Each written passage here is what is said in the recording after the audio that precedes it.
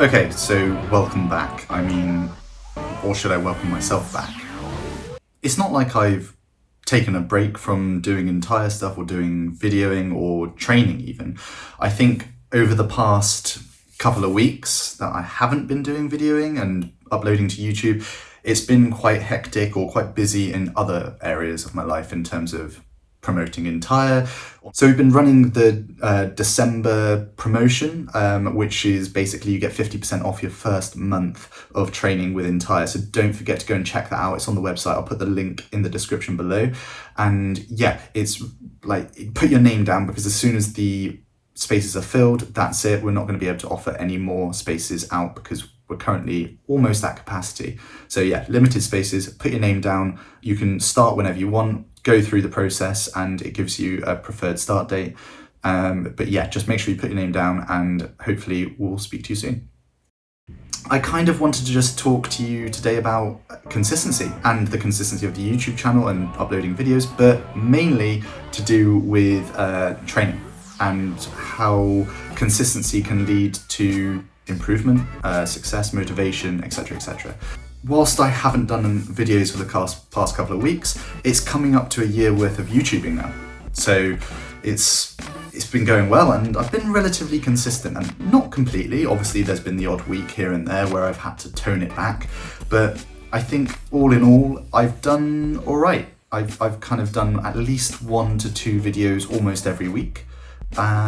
With only a few weeks that I haven't managed to do it. So yeah, and it's grown pretty well. They say in general it takes about 2 years to do about 1,000 followers, and I think I managed about 800 in a year. So thank you to everyone that's watched and continues watching. It means a lot, and hopefully I can continue to make this a little bit of a better channel. Let me know what you want to see over the coming year. Hopefully I'll be able to show you a lot in terms of my progression into the Commonwealth Games, how that's going, what I do day in, day out, or week in, week out in order to get there, and yeah, just try and be consistent with uploads and things like that. And to do that, I think I'm going to scale back to once a week, maybe, with the odd one every now and again thrown in there, maybe 2 a week, just so that I can concentrate on other areas of my life in terms of the tutoring, entire, and training, of course, because it's going to be quite important to keep on top of that training leading into the games.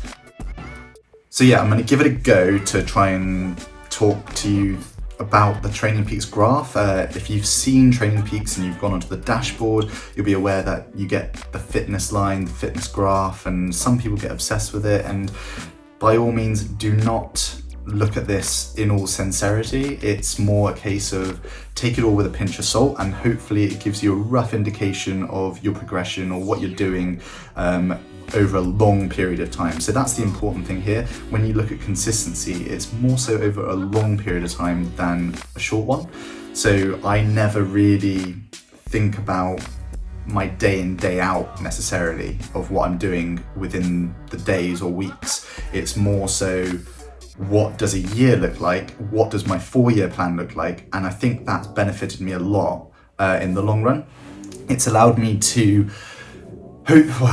by the looks of things, not get too injured, because I've got that 4-year plan from Commonwealths last time to try and qualify for Commonwealths this time, and the long-term objective of how to get there. And it's the slow progression, but also long-term consistency that I put my mind to, more so than what am I going to do in the short term to be able to improve.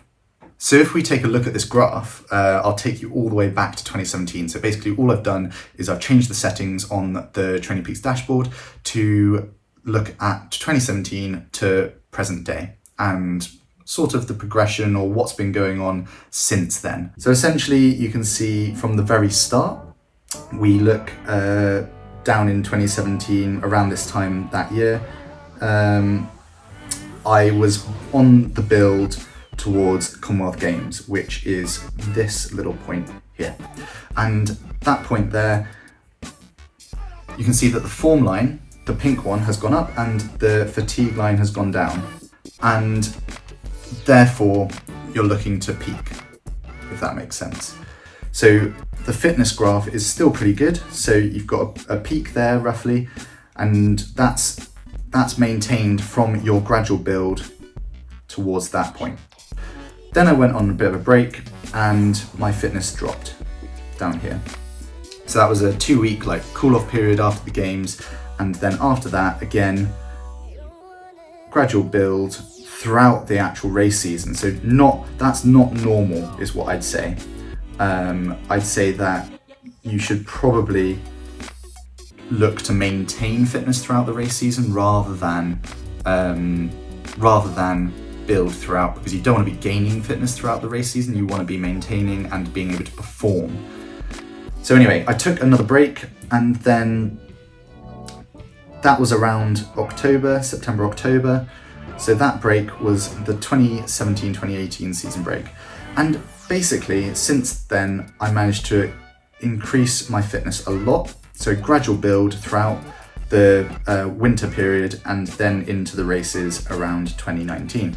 And as you can see, I was pretty fit, and the decline of fitness throughout that 2019 race season was pretty slow. So I was quite fit in that period, but it was a gradual increase to get there. So I gradually increased my fitness, maintained roughly, it looks like here I actually did a little bit of a mid-season bump up of fitness to maintain it for the back end of the season.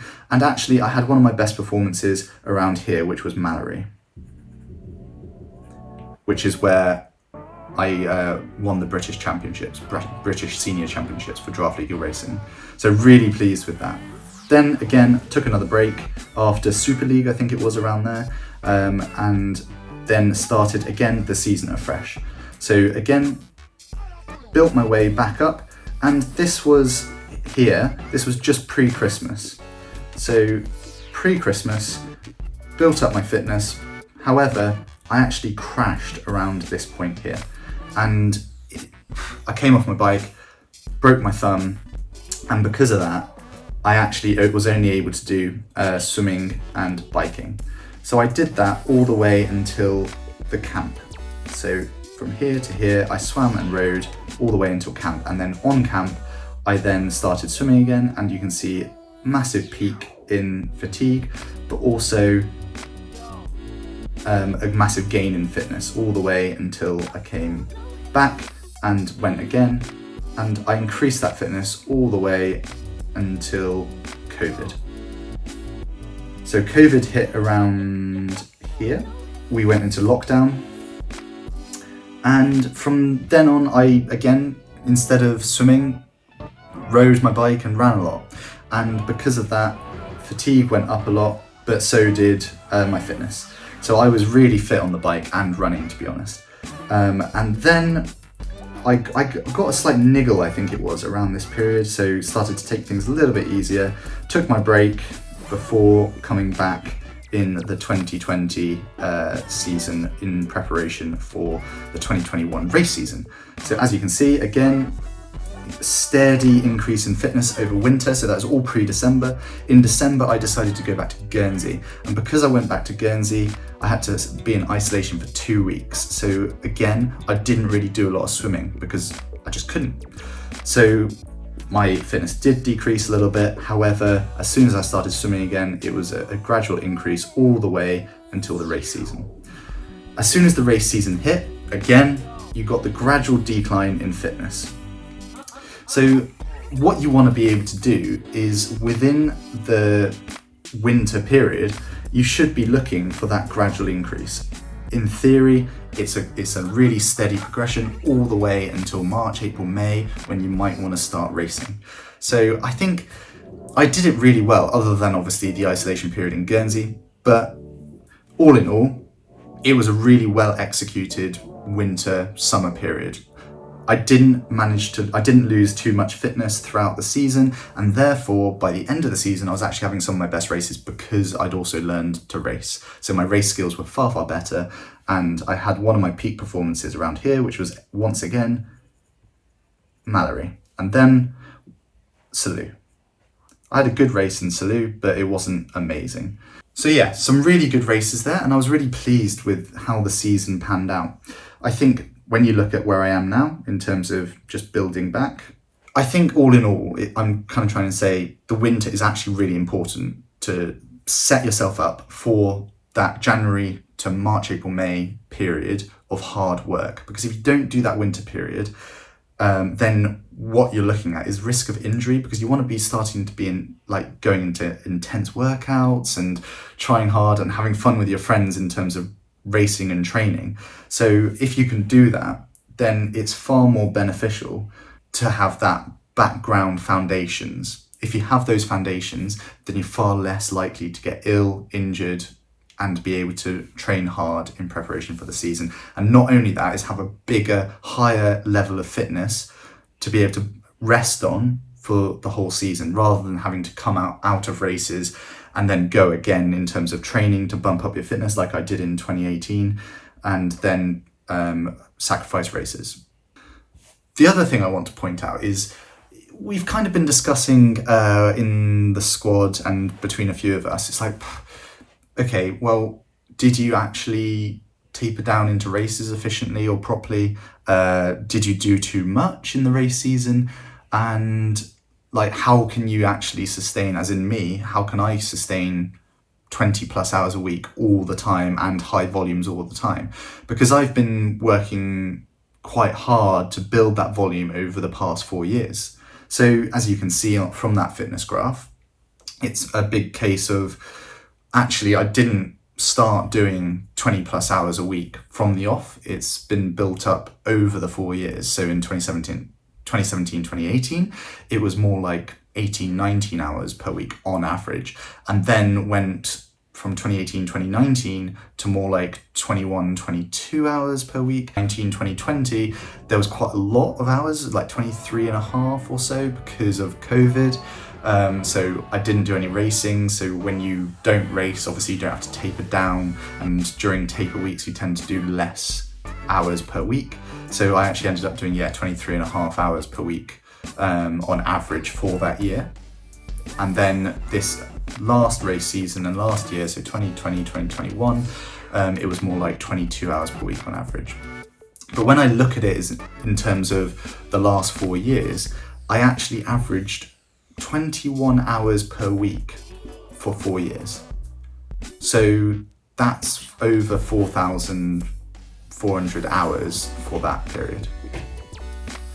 So I think that that's quite useful to look back on and be like, okay, well, how does that now affect your current training? It's like, well, you've got in the past 4 years, on average, over 20 hours a week. So 20 hours a week isn't a massive amount of training for me per week, because quite often it's 27 hours, but then you've got to take into consideration the fact that you've got 2 to 3 weeks worth of rest, recovery during your break, and then also taper weeks going into racing. So all in all, with that context, it's like, okay, well, have you done, you the viewer, have you done 20 hours a week for the past year on average? Not one-offs, on average. And therefore, can you justify doing these big weeks of volume? And is that therefore why you may or may not be injured? Because I touch wood, I'm going to make a twat of myself now by going and getting injured, but I haven't been injured for the past 3-4 years because of that steady progression and the continued workload throughout those years. So yeah, I don't know. It's important for fitness, it's important for injury prevention and illness prevention, but yeah, let me know your thoughts. And am I doing too much? Am I doing too little? I know the Brownies do roughly 1,400 hours a year rather than what I've been doing, which is maybe 1,200. So yeah, I mean, I can't really push up my hours without executing races a little bit better, because there's no point. At the moment, I still need to work and live, so I need to do my work to be able to do the triathlon. There's no point curtailing the work in order to do more hours of training when actually at the moment I'm not able to utilize my abilities because of my race execution. So as soon as I get the race execution down, then I'll consider upping my volumes again. But that's for another day. Let me know your thoughts. Hopefully that made sense. If you have any questions, mention it in the comments below, and check out the descriptions for more information on Entire and what I'm up to, and all the Instagram links. And don't forget to hit that like and subscribe. I haven't done this in a while.